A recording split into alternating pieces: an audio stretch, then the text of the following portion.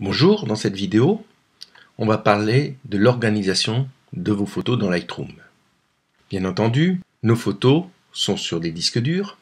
Qu'elles soient dans les disques durs de votre ordinateur ou sur des disques durs externes, ces photos sont rangées par date. On le voit ici, 2019 avec toutes les dates de prise de vue, 2016 avec toutes les dates de prise de vue. Et on voit que ces photos-là sont sur mon disque dur interne de mon ordinateur. Là, celles-là sont sur un disque dur externe et là, c'est sur un deuxième disque dur interne de mon ordinateur. Ce rangement par date est hérité de l'argentique puisque nos pellicules, nous les rangions par date dans nos classeurs. À chacune de ces photos, Lightroom attribue une vignette qui représente cette photo. Pour gérer nos photos, quand elles sont dans un dossier par date, on n'y touche pas, sauf pour soulager notre disque dur et les placer sur un disque dur externe. Cette opération ne peut se faire que dans Lightroom en déplaçant les photos ou les dossiers de photos d'un endroit à un autre. Pour gérer ces photos, on ne fait pas non plus des doubles ou des triples de ces photos pour les classer dans des dossiers différents. De plus, on ne sait jamais quelle photo on a retouchée. Cette méthode sert à rien, d'autant plus que lorsque l'on modifie une photo dans Lightroom, on ne touche jamais à l'original. Le principe de gestion des photos pour s'y retrouver est dans Lightroom basé sur les collections. Il y a deux sortes de collections, les collections classiques et les collections dynamiques. Nous allons donc voir où se trouvent ces collections.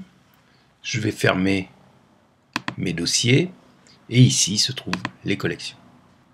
Et quand je veux créer une collection, je clique là, je peux créer une collection, la collection que j'appelle classique, une collection dynamique, ou créer des ensembles de collections. Les ensembles de collections nous permettent d'organiser nos collections pour s'y retrouver plus facilement. Alors, quelle différence y a-t-il entre une collection et une collection dynamique? La collection, c'est nous qui allons mettre à l'intérieur les photos dans cette collection. Pour la collection dynamique, nous allons décider de règles et c'est Lightroom qui va mettre de façon automatique des photos qui correspondent aux règles qu'on a assignées à cette collection. Maintenant, nous allons voir comment on va créer une collection classique et comment on va mettre les photos à l'intérieur. Je vais commencer d'ailleurs par créer un ensemble de collections, ici, que je vais appeler formation. Et je fais créer. Vous voyez, ici, mon ensemble de collections a été créé. Je vais cliquer dessus, bien sûr, il n'y a aucune photo dedans. Je vais créer à nouveau un ensemble de collections. Vous voyez là, comme j'étais sur déjà un ensemble de collections, ici c'est resté coché et il y a marqué formation. Donc je vais la appeler portrait studio par exemple. Portrait studio et je vais faire créer. Ici, on retrouve notre portrait studio. Maintenant, je vais mettre une collection à l'intérieur. Je vais créer une collection et je vais mettre fond blanc. Et je fais créer. Pour l'instant, j'ai aucune photo. Je reviens dans mon dossier, je reprends toutes ces photos et ici, j'ai des photos avec du fond noir et du fond blanc. J'ai décidé de prendre toutes celles où il y avait un fond blanc. J'ai ma collection et je vais pouvoir glisser tout simplement ma photo dans la collection. Hop, j'en glisse une, j'en glisse deux. Je vais en prendre celles-là, donc je sélectionne toutes celles-là, je les prends, je clique au milieu de la photo et je les amène dans fond blanc. Si je viens là, je retrouve les photos que j'avais mis dans le fond blanc. Je peux revenir en arrière. Par exemple, j'ai sélectionné ces 4 et j'en sélectionne encore une de plus. 1, 2, 3. Quand je glisse tout ça, vous voyez, il y en avait 6. Là, j'en ai sélectionné 7 autres. Je glisse, j'en ai que 9 puisque je ne rajoute que celles que je n'avais pas encore mis dans ma collection. Ça, c'est une méthode. Maintenant, je vais vous montrer une deuxième méthode qui est intéressante. Si je clique sur fond blanc avec le clic droit, je vais définir cette collection comme une collection cible. Je clique dessus. Vous voyez ici un petit plus qui montre que fond blanc est devenu la collection cible. Si je reprends l'ensemble de mes photos, et vous voyez là il y a un petit point gris à toutes les photos qui sont dans cette collection. Si je clique par exemple sur ce petit point gris là, vous voyez, je vais rajouter tranquillement toutes les photos qui ont un fond blanc. Et si je vais ici, effectivement, je les ai rajoutées. C'est une méthode rapide pour pouvoir alimenter notre collection. Par exemple, on peut très bien utiliser cette collection, non pas en l'appelant fond blanc, mais en l'appelant concours régional. Au moment où le club vous demandera des photos pour le concours régional, vous pourrez aller chercher dans cette collection et ainsi voir toutes les photos que vous avez sélectionnées tout au long de l'année et choisir parmi elles. Bien entendu, vous pouvez multiplier les collections. N'oublions pas que nous avons une seule et unique photo physique. Mais par contre, nous pouvons placer la même photo dans plusieurs collections. C'est cet aspect-là qui fait que l'on est très efficace au niveau de l'organisation. C'est à vous d'organiser vos collections en fonction de l'organisation que vous voulez mettre en place. Maintenant, je vais vous parler de la deuxième sorte de collection, la collection dynamique. Au niveau de la collection, si je clique sur plus, je peux créer une collection dynamique. Une fenêtre s'ouvre, où là je peux changer le nom de la collection. Je peux décider à quel endroit elle se trouve. Par exemple là, je souhaiterais la mettre dans l'ensemble de collections formation.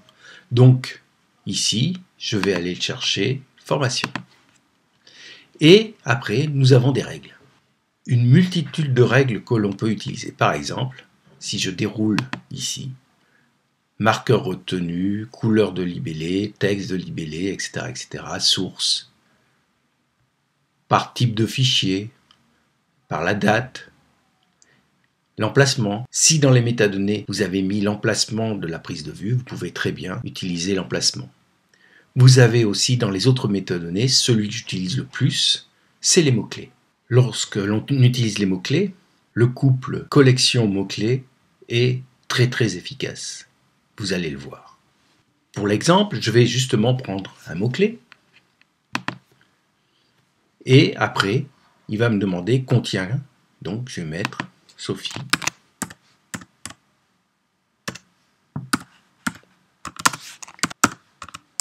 Sophie Chen. Et je vais, pourquoi pas, mettre la note supérieure à 3. Je vais l'appeler Sophie.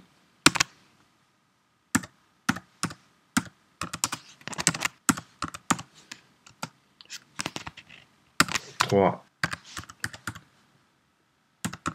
étoiles. Et je fais créer. Vous voyez tout de suite, Lightroom est allé chercher toutes les photos taguées avec Sophie Chen comme mot-clé et les photos qui ont au moins 3 étoiles. L'avantage de ce système, c'est que si on a des photos taguées avec le même mot-clé, qu'il se trouve dans un disque dur, un deuxième disque dur, un troisième disque dur, vous aurez toutes les photos au même endroit. Par exemple, si j'ai photographié Sophie depuis plusieurs années et que je retrouve ces photos dans plusieurs disques, automatiquement à cet endroit-là, je retrouverai toutes ces photos. Vous comprendrez que c'est d'une puissance extraordinaire. Maintenant, nous allons voir comment fonctionnent les mots-clés et comment, de façon simple, attribuer aux photos des mots-clés. Tout d'abord, je vais vous montrer comment je peux attribuer des mots-clés directement. Si je reviens sur mes photos, ici, j'ai le mot-clé Sophie Chen. Si je fais virgule, là, je peux rajouter par exemple studio et je fais entrer. Si je regarde, ici j'ai mot-clé studio, j'en ai aucun, là j'ai studio. Première chose, si toutes ces photos, je considère qu'elles ont été prises en studio. Je sélectionne toutes ces photos, par exemple. Et ici, regardez, les petits astérix qui sont mis.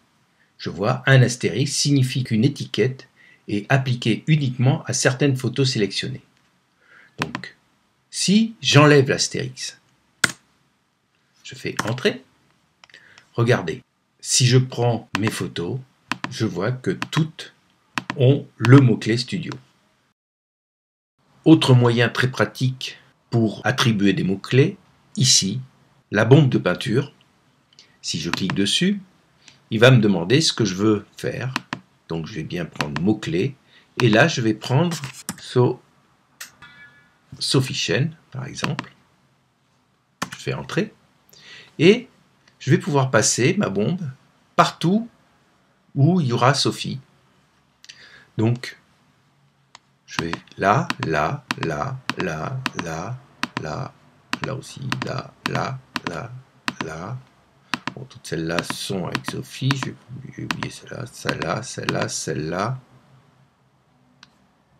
Et puis, on va mettre celle-là, celle-là, et peut-être celle-là. Et vous voyez, en regardant mes photos, je vais pouvoir attribuer directement, avec ma bombe, mes mots-clés.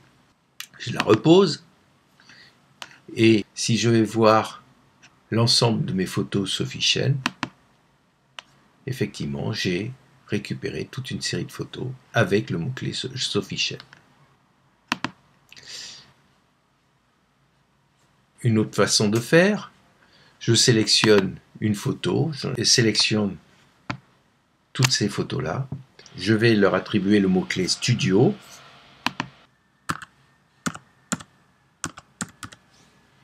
Je fais Entrée. Toutes les photos qui étaient sélectionnées ont maintenant le mot-clé Studio. Maintenant, dans la liste de mes mots-clés, j'ai Studio. Si je fais un clic droit et si je fais Créer étiquette de mots-clés dans Studio, et je vais mettre Portrait par exemple.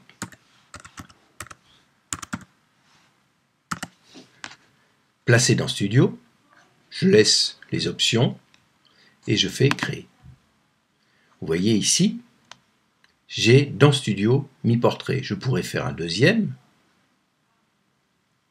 Créer derrière l'étiquette, je vais mettre Objet. Et je fais Créer. Donc, je peux très bien mettre mon mot-clé Portrait ou mon mot-clé Objet. Je vais revenir là. J'ai cette photo qui est avec Studio, je les coche. Et par contre, je vais mettre Portrait. Maintenant, je vais aller sur le Studio. J'ai toutes mes photos qui ont le mot-clé Studio. Mais regardez, celle-là qui m'intéresse, si je vais là, j'ai pas le mot-clé Studio. Pourtant, si je modifie ma collection dynamique, je vois bien qu'il y a mot-clé Studio. J'annule. Ce qui veut dire que comme j'ai mis Portrait comme mot-clé, on voit que dans ma collection dynamique Studio, on retrouve toutes les photos qui ont un mot-clé d'une des étiquettes sous l'arborescence de Studio et sans pour autant l'avoir inscrit comme mot-clé. Je vais prendre un exemple concret. Par exemple, ces photos ont été faites en Guadeloupe et j'ai ici travaillé sur ma liste de mots-clés avec Guadeloupe, intégré dans Guadeloupe Basse-Terre et Grande-Terre, et après des villes comme Bouillante, Deshaies, et même dans Deshaies, j'ai mis Plage Grande-Anse, Sainte-Anne dans Grande-Terre et Saint-François dans Grande-Terre. J'ai en plus créé deux autres mots-clés, snorkeling et colibri. Donc je vais voir comment que ça va se passer. Par exemple, cette photo-là, ça a été fait à la plage de Grande-Anse. Je clique plage de Grande-Anse. Celle-là aussi. Je vais cliquer plage de Grande-Anse. Je pourrais très bien entendu, le taper directement là. Là, toutes celles-là ont été faites à Bouillante. Donc je clique sur ces trois-là et je vais cliquer sur Bouillante. Je vais ici, encore la plage de Grande-Anse, ici aussi et ici aussi. Je vais cliquer sur plage de Grande-Anse. Là, ça a été fait à Deshaies, donc je vais prendre celle-là jusqu'à celle-là. Tout ça a été fait à Deshaies. Donc je clique Ici, je mets des. Là, ça a été fait à Bouillante, donc je clique là. Et ici, ça a été fait du côté de Saint-François. Je vais mettre Saint-François. Ici, Sainte-Anne. Ici, ça a été fait à Bouillante. Ici, à Sainte-Anne. Et donc, après, toutes ces photos-là sont des photos de colibri. Donc, je vais les cocher colibri. Et toutes les photos que j'ai fait en snorkeling, celle-là, snorkeling, celle-là, celle-là, snorkeling. Donc voilà, j'ai trié mes photos, j'ai mis des mots-clés. Maintenant, je vais voir un peu ce que ça donne au niveau de mes collections. Donc si je regarde en colibri, j'ai effectivement les colibris. Si je regarde snorkeling, j'ai mes 4 photos. Maintenant, on va regarder du côté de la Guadeloupe. Si je prends l'ensemble de collection Guadeloupe, je vais retrouver l'ensemble des photos dans cet ensemble de collection. Si je prends Basse-Terre, j'ai un souci parce que j'avais sélectionné certaines photos en Basse-Terre, d'autres en Haute-Terre. Donc, ça ne correspond pas. Qu'est-ce qui se passe? Je clique ici, je vais faire modifier la collection dynamique et je m'aperçois que là, j'ai mis contient Basse-Terre. Quand je dis contient Basse-Terre, il va chercher tous les basses et tous les terres. Grande Terre étant avec le même nom, donc il va falloir que je change. J'ai 2 possibilités. Soit contient tous les éléments. Si je fais ça, j'enregistre, c'est bon. Mais verrons après que ça peut poser problème, donc il va falloir utiliser peut-être une autre solution.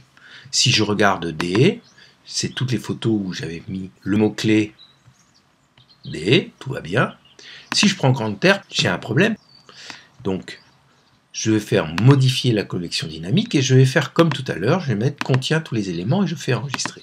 J'ai un problème parce que toutes celles-là n'ont pas lieu d'être puisque celles-là ont été faites en Basse-Terre. De Grand'Anse, j'ai grande et ici c'est en Basse-Terre, j'ai terre. Donc il me prend la totalité de ces mots-clés.